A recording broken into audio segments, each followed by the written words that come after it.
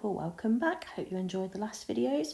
Before we get into this one, don't forget to subscribe and leave me a comment, let me know what you thought. Today we're doing these gorgeous pastel Cakesicles and I'm going to show you how to put these ribbons on as well, so stay tuned.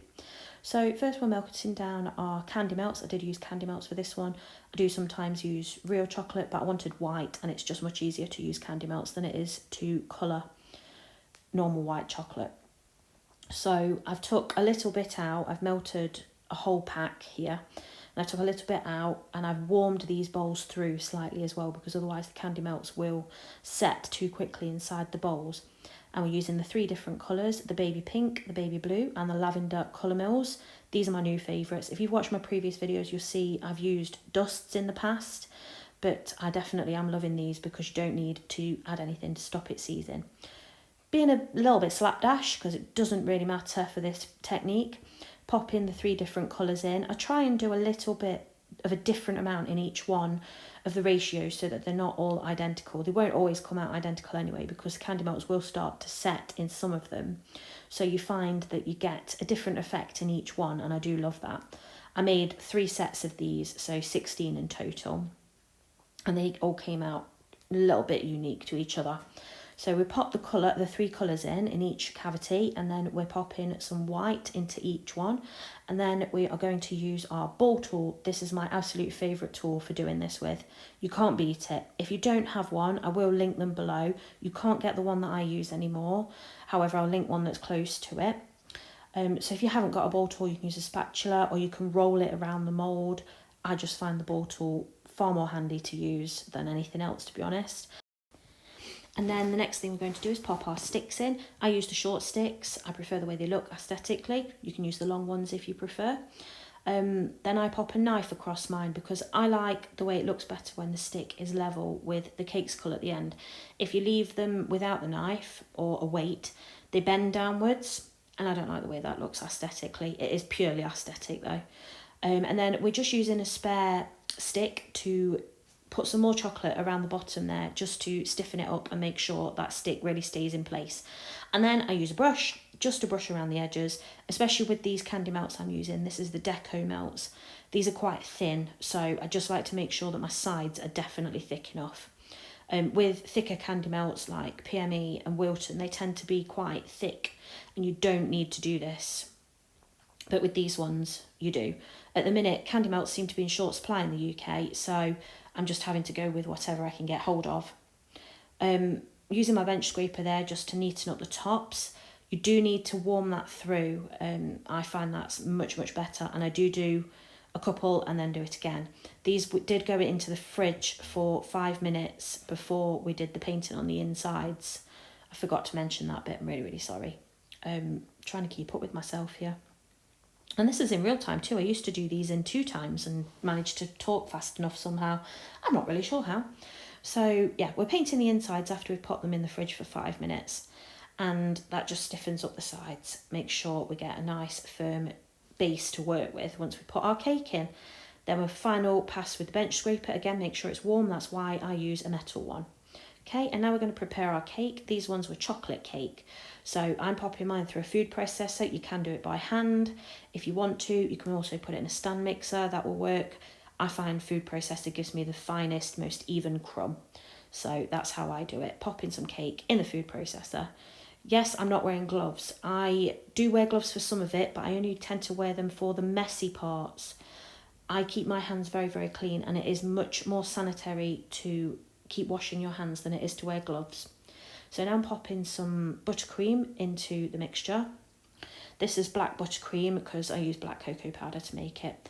So we're making this, we want it to be a Play-Doh consistency. So I'm sure most people have touched Play-Doh before, or some sort of clay or plasticine, but Play-Doh is definitely the texture and firmness we're going for. We don't want it to be too firm, but we don't want it to be too crumbly either.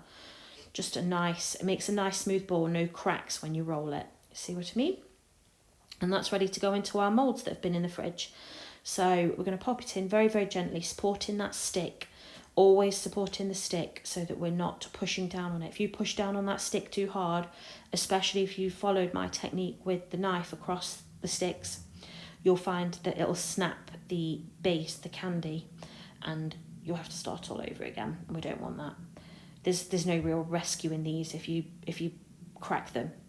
Okay, so we're popping it in and we're leaving a gap of 1 to 2 millimeters above the rim. We don't want it to be too high up because it'll give us really unneat backs and we won't get a full seal between the side that we've already created and the top that we're going to put on shortly.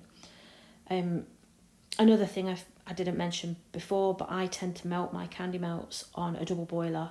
So if you don't know what double boiler is, that is a saucepan on the hob or stove if you're American, with a small amount of water in it, and then you boil that and then simmer it gently while you melt your candy melts in a metal or glass bowl. I use a metal. I don't do them in the microwave purely because I find they set very quickly, so you need to be popping them in and out, in and out, in and out. And if they're in that metal bowl or the glass bowl, it retains the heat and it actually keeps them liquid for much longer. So that's why I use them on a double boiler. You must also make sure that the water that's in the pan does not touch the bottom of the pot that you're using to melt them in, because you'll burn them. You do it really, really slowly, and you will find that they'll stay liquid for much longer than doing it in the microwave, and you're in, out, shaking it all about. It gets silly. So here we go, we're popping on the candy melts for the backs. I'm just using a plain white. You don't need to worry about using the colour on the back. It is the back at the end of the day, you know. Everything's got a front and a back. We don't need to be making pretty backs. It sits on them. So we're just smoothing that over with a small palette knife. I'll link this below for you. This is a 9-inch palette knife. I find these are the ones my go-to. I use these for using ganache, everything. I don't use the larger palette knives. Don't know why. I just don't. This is what I'm comfortable with. If you've got larger hands, maybe you prefer a larger one, or again, you can do that bit purely with a bench scraper as well. Like you can see me going over the backs there with the bench scraper. So we've popped those in the fridge for 5 minutes. Now they're nice and set. We're popping them out of the mould. You can see how beautiful and shiny they come out, and look at that effect with those different colours. So what we're doing is we're loosening them round the edges first, and then we push up from underneath, and then we push gently on the stick to push it through that hole. Make sure that all the time we're not pushing the stick into the cakesicle. Again, that's why we do that little bit extra when we put the little bit with the stick on the inside before we put the cake mixture in. You can fill them with different things as well. We've been through this before. I'll pop that in the comments below. Look at that one. Look how beautiful that is. Those lush swirls.